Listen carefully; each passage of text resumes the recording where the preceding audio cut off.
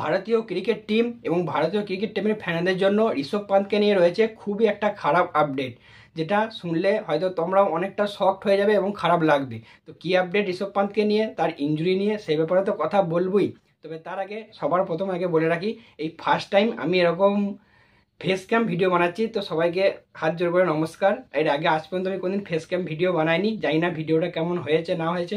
তো আমরা সেই ব্যাপারটা অবশ্যই কমেন্ট করে জানিও। আর আমাকে প্রথমবারের মতো ইউটিউবে দেখে তোমাদেরকে কেমন লাগছে সেটাও জানিও। আর কি কি ইমপ্রুভ করার দরকার আছে, কারণ জানি আমি অনেক কিছু ইমপ্রুভ করার দরকার আছে, সেটাও কিন্তু জানিয়ে দিও।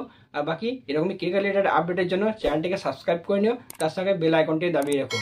তো ঋষভ পান্ত কালকে যে খেলতে খেলতে পায়ে চোট পেয়েছিল, আমি কালকে ভিডিওতেই বলেছিলাম যে তার চোটটা কিন্তু খুবই সিরিয়াস এবং সে হাঁটতে পারছিল না। তাকে গাড়ি করে মাঠ থেকে নিয়ে যাওয়া হয়েছিল এবং শেষে তাকে অ্যাম্বুলেন্সে করে কিন্তু হসপিটালেও নিয়ে যেতে দেখা গেছে। তো আজকে যে লেটেস্ট আপডেট আসছে সেখানে জানা যাচ্ছে, সেখানে সেই রিপোর্ট থেকে কিন্তু ঋষভ পান্তকে নিয়ে খুবই খারাপ খবর আসছে, যেখানে শোনা যাচ্ছে ডক্টর তার পা স্ক্যান করেছে এবং অন্ততপক্ষে তাকে 6 সপ্তাহের জন্য রেস্ট নিতে বলেছে, মানে মিনিমাম 6 সপ্তাহের জন্য রেস্ট নিতে বলেছে। তবে সেই রেস্ট কিন্তু পরবর্তীকালে আরও বাড়তে পারে, কারণ তার যে কোড়ি আঙুলটা রয়েছে, পায়ের যে কোড়ি আঙুলটা রয়েছে, সেই কোড়ি আঙুলটা কিন্তু ফ্র্যাকচার হয়ে গেছে। কালকে আমরা ভিডিওতে নয়, ছবিতেও দেখেছি যে পুরো রক্ত বেরোচ্ছিল।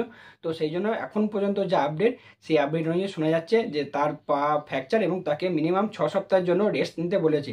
তবে এর সঙ্গে সঙ্গে আরও কিছু আপডেট আছে, যেখানে যদি এগুলো কনফার্ম নাকি বলতে পারছি না, মানে যেখানে শোনা যাচ্ছে যে ঋষভ পান্ত কি এই যে পঞ্চম টেস্টটায় সেখানে ভারতীয় team like for like replacement নেবে নাকি তাকে দিয়ে একটু ট্রাই করাবে, সেরকম ব্যাপারে কিছু আপডেট আসে। যেখানে শোনা যাচ্ছে ঋষভ পান্ত যদি চায় বা সেরকম যদি টিমের আর কি দরকার পড়ে, ঋষভ পান্ত যদি চায় নয়, টিমের যদি দরকার পড়ে এবং ভারতীয় টিম যদি মনে করে বা টিম ম্যানেজমেন্ট যদি মনে করে, সেক্ষেত্রে ঋষভ পান্তকে কিন্তু সেকেন্ড ইনিংসে যদি খুব দরকার পড়ে তাহলে কিন্তু তাকে ব্যাট করতে পাঠাতে পারে। বাট সেটা পাঠানোটা কি ঠিক হবে আদেও, সেটাও কিন্তু মানে সেই ব্যাপারেও কিন্তু একটা প্রশ্ন থাকছে, কারণ সেই তার পায়ে যে হারে চোট পেয়েছে, মনে হয় না এই 2-3 দিনের মধ্যে সে খুব ভালোভাবে ইমপ্রুভ করতে পারবে বা সে হয়তো মাঠে গিয়ে দাঁড়িয়ে মানে ব্যাট হাতে দাঁড়াতে পারবে।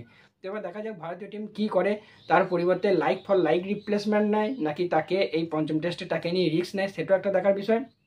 তার সঙ্গে আরও একটা আপডেট সঙ্গে সঙ্গেই শোনা যাচ্ছে, যদিও এটাও বলে দিচ্ছি এটা কিন্তু কনফার্ম নয়, শোনা যাচ্ছে যে পঞ্চম টেস্টে ঋষভ পান্তের পরিবর্তে, ঋষভ পান্ত রুল আউট হয়ে যাবে এই পরবর্তী টেস্ট থেকে। তো পঞ্চম টেস্টে ঋষভ পান্তের পরিবর্তে ভারতীয় দলে কাম ব্যাক করতে চলেছে ঈশান কিষান। যদিও আবারও একবার বলে দিচ্ছি এটাও কিন্তু কনফার্ম নিউজ নয়, শোনা যাচ্ছে, কারণ ঈশান কিষান খুব সম্ভবত বর্তমানে ইংল্যান্ডে রয়েছে, ইংল্যান্ডে সে কান্ট্রি খেলছিল এবং কান্ট্রি ক্রিকেটেও সে কিন্তু ভালো পারফরমেন্স করছিল।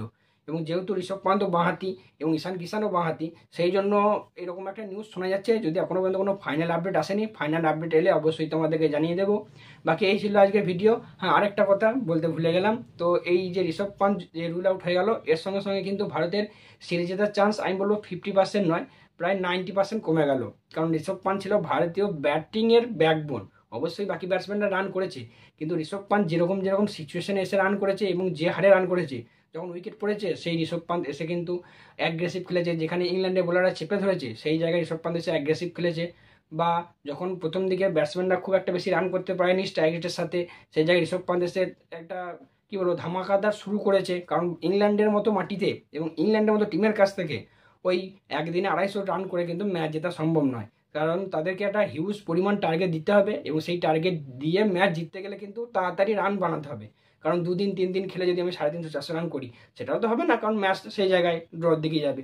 তো ঋষভ পান্ত অবশ্যই ভারতীয় ব্যাটিংয়ে ব্যাকবোন ছিল। তো এবার একদম এখন মিরাক্কেলি আমাদেরকে বাঁচাতে পারে এবং এর সঙ্গে সঙ্গে বাকি ব্যাটসম্যানদের দায়িত্ব তো বেশি নিতে হবেই, প্লাস বেশি স্ট্রাইকদের সঙ্গে কিন্তু ব্যাট করতে হবে। তো যাই হোক, তোমাদের কি মনে হয় অবশ্যই কমেন্ট করে জানিও। সো চলো, দেখা হচ্ছে পরবর্তী ভিডিওতে।